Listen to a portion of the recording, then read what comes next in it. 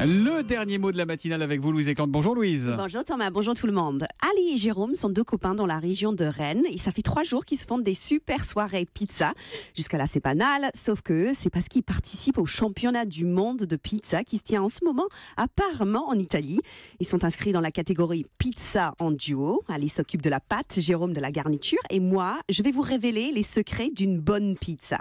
Alors la première règle, on ne met pas n'importe quoi dessus, d'accord? Parce que avec une hawaïenne, ananas, chorizo, la seule chose que vous allez gagner, c'est une indigestion.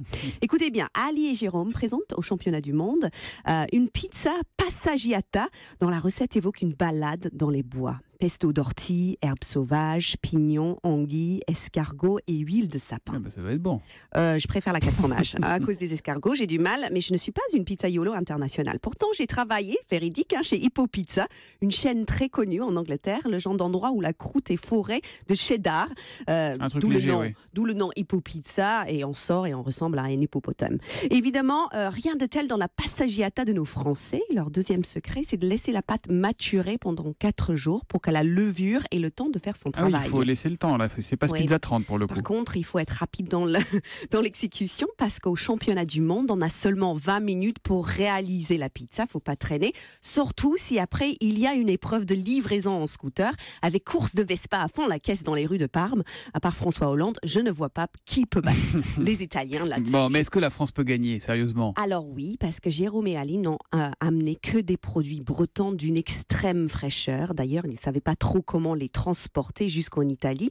Donc, ils ont pris une grande camionnette dans laquelle ils ont installé un frigo. Ils ont pris la route, 12 heures de trajet quand même.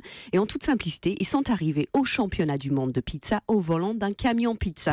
C'est peut-être ça qui fera la différence au final. C'est une belle image de convivialité parce que je connais beaucoup de gens. Et ceux qui préfèrent dans la pizza, c'est le camion.